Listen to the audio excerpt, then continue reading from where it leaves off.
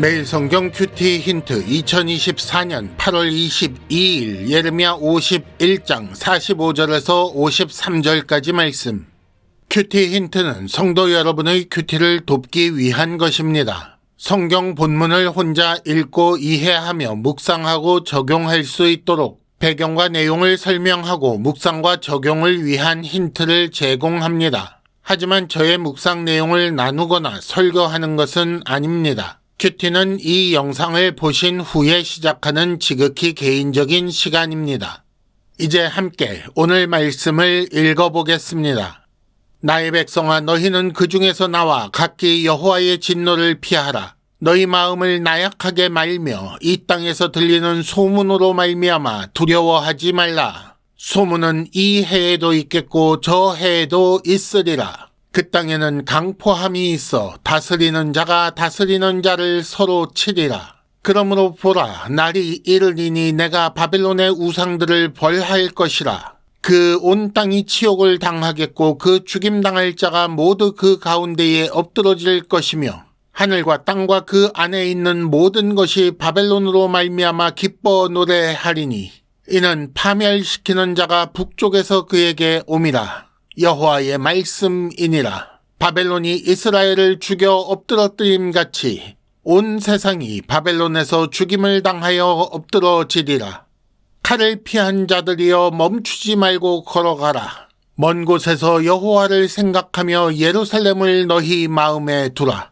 외국인이 여호와의 거룩한 성전에 들어가므로 우리가 책망을 들으며 수치를 당하여 모욕이 우리 얼굴을 덮었느니라. 보라, 날이 이르리니 내가 그 우상들을 벌할 것이라. 부상자들이 그 땅에서 한숨을 지으리라. 여호와의 말씀이니라. 가령 바벨론이 하늘까지 솟아오른다 하자. 높은 곳에 있는 피난처를 요새로 삼더라도 멸망시킬 자가 내게로부터 그들에게 임하리라. 여호와의 말씀이니라. 아멘. 오늘은 먼저 본문 이해를 위한 도움 말씀을 드린 후에 큐티 힌트 2가지를 말씀드립니다. 첫째, 하나님께서 이렇게 명령하신 것은 처음이 아닙니다. 둘째, 바벨론을 멸망시키는 것은 하나님께 어떤 의미입니까?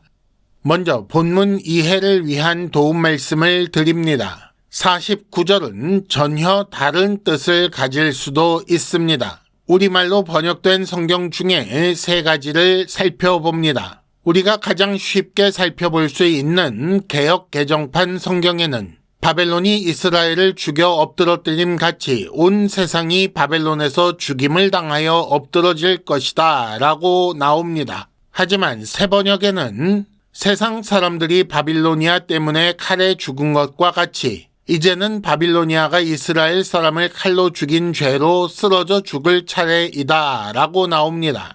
이와 비슷한 번역이 우리말 성경이라는 번역본인데 바벨론으로 인해서 온 땅이 살해당한 사람들 같이 쓰러진 것처럼 이스라엘에 살해당한 사람들로 인해서 바벨론이 반드시 쓰러질 것이라고 나옵니다.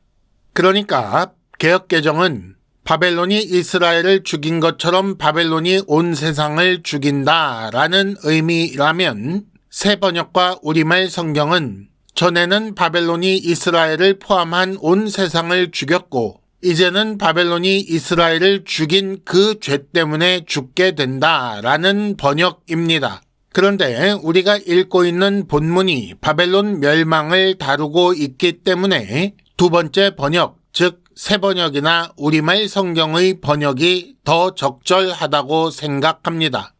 큐티 힌트 첫 번째, 하나님께서 이렇게 명령하신 것은 처음이 아닙니다. 45절에 보면 나의 백성아, 너희는 그 중에서 나와 각기 여호와의 진노를 피하라 라고 나오고 50절에는 칼을 피한 자들이여 멈추지 말고 걸어가라 라고 나옵니다. 하나님께서 나의 백성이라고 부르시는 이스라엘에게 바벨론에서 나가라고 명령하시는 것입니다. 왜냐하면 하나님께서 바벨론을 벌하실 것이기 때문입니다. 그래서 하나님의 백성은 바벨론에서 나와서 예루살렘으로 가야 합니다. 하나님은 이스라엘에게 바벨론을 떠나라고 거듭 명령하십니다. 이런 명령은 앞서 50장 4절과 5절 그리고 8절에서 또 51장 6절에서도 볼 수 있었습니다. 50장과 51장이 바벨론에 대한 말씀인데 그 시작 부분과 중간 그리고 마지막에 이런 명령이 나타나는 것입니다. 그럼 하나님은 왜 바벨론에 대한 말씀 중에 이런 명령을 반복하실까요?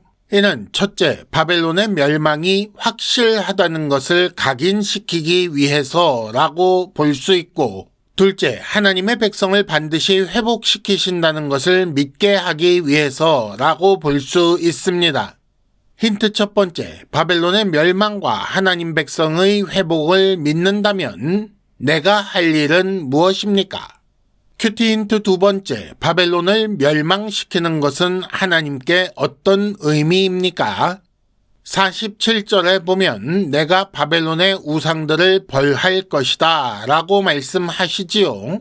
52절에도 같은 말씀이 나옵니다. 내가 그 우상들을 벌할 것이다 라고 하셨습니다. 바벨론은 바벨론의 신들을 의지하였고 바벨론의 승리는 바벨론의 신들이 다른 나라 신들을 이겼기 때문이라고 생각했습니다. 그런데 여호와 하나님은 바벨론의 우상들을 벌할 것이라고 거듭 말씀하시지요. 이런 하나님의 말씀처럼 바벨론이 멸망한다면 바벨론의 승리가 바벨론 신들의 승리 때문이 아니라는 사실이 증명됩니다. 이전에 다른 나라 신들은 패배로 말미암아 의지하지 못할 것임이 밝혀졌지요. 이후에 바벨론의 멸망으로 말미암아 바벨론 신들도 의지하지 않게 될 것입니다. 패배한 나라의 패배한 신은 의지할 수 없다는 것이 사람들 생각이기 때문입니다. 그렇다면 바벨론 멸망 이후에 의지할 수 있는 참된 신으로 남는 신은 누구이겠습니까?